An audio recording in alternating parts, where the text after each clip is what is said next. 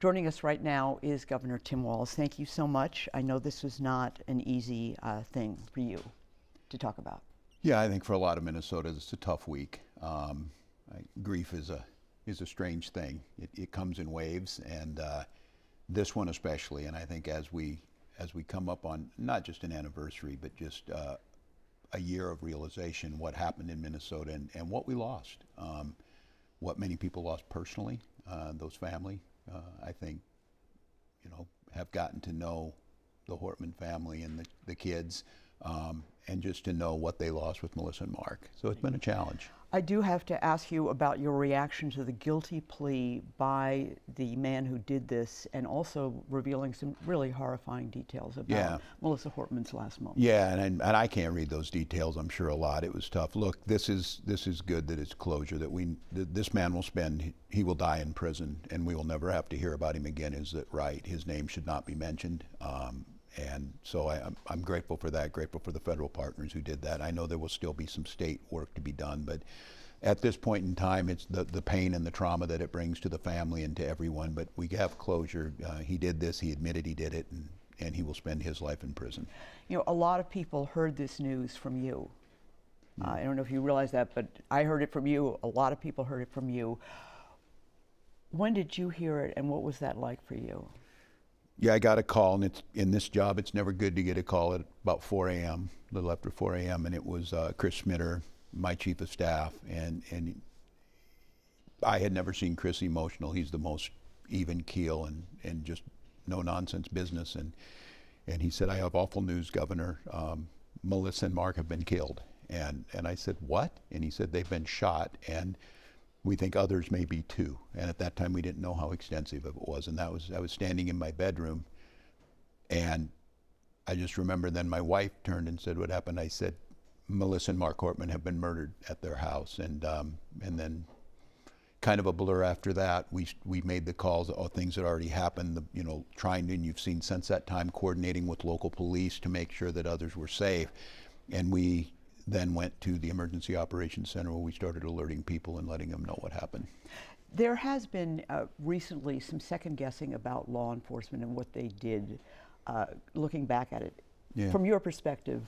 I think in the confusion of it, we're living in a world now where all of this is unimaginable. I think the second guessing happens on everything. And look, I think it's important to do that, but the idea that someone would walk up to a house dressed as a police officer and randomly murder, the speaker, and this political violence, I think, was so far beyond thinking. And when it's over, you think, do we need to plan for that? And I think, look, we had the most open state capitol in the country, and we've had to change that because of this. But look, I'm so grateful for law enforcement and what they did.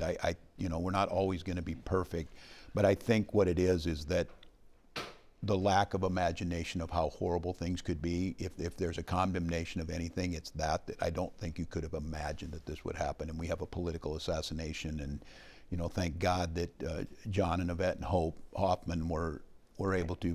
This thing could have been so much worse.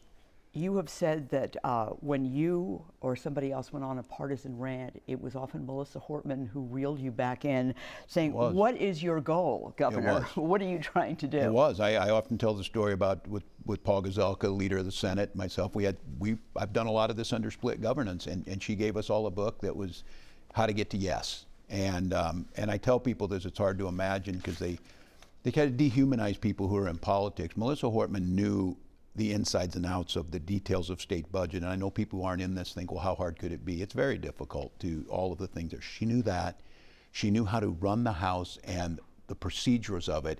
And she also knew the politics. When I say that, she knew the politics of holding together, herding cats in her caucus, but also how to work with the other side. And she had the respect of them. And I was often just stunned by her ability to do that. She would bring it back, and she was as passionate as anybody, and she would go, but she would know when to reel that back in. And I said, I always learned from her on that because I'd watch her. You mentioned the book that she gave you, Getting to Yes, was a book on negotiations. She gave to you and Senator Gazelka.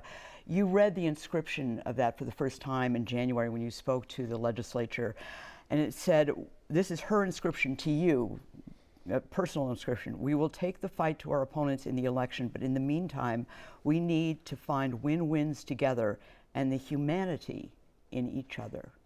That's it. That's for America right there. The situation we find ourselves in, Melissa Hortman just wrote in that book back in 2019 what it would be. And Paul and I fought like crazy, but I still consider him a friend.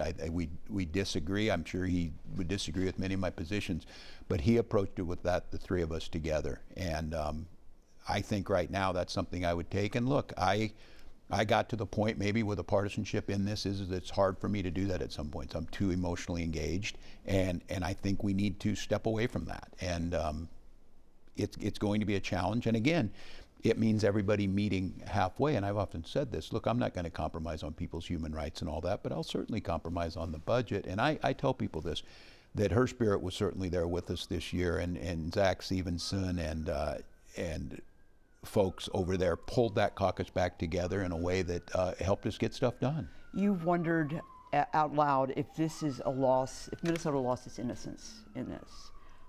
Yeah, look, I said this when I saw it at the U.S. Capitol. We were just mentioning we had the most open state capitol, meaning we had 16 doors that were open and kids could sit on the steps and eat their sandwiches and wander in and out, and I would walk by them. She loved that. She defended that. Yes. Defended it, and now having to close it down and have the scanners. Look, it makes sense. We've had it, but that loss of innocence of this process, that we're all just people in this, and we're part-time legislators. The thing that was most amazing about Melissa Hortman is she could be deep in the weeds on transportation policy, trying to craft a major deal. And when we would do that, she would shift immediately to talking about gardening or about her dogs or about her kids or about an upcoming wedding. And she could compartmentalize and separate that, and there was no carryover emotion to it. Like, we would be negotiating hard in that, and then we would turn around and she would be talking with Republican legislators about, the drought we were having and, would the begonias come out at the right time and all this. It was an amazing thing to see that she lived such a full life and such a big life, and could separate those things and could bring it down, because you see just the anger.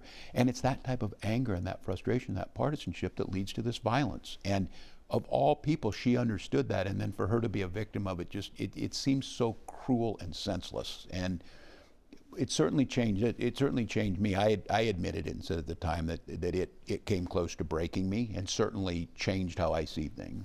All right. Well, Governor Tim Walz, thank you so much for being with us. We really appreciate your thoughts and memories of Melissa Hortman and Mark Hortman today. Thank you.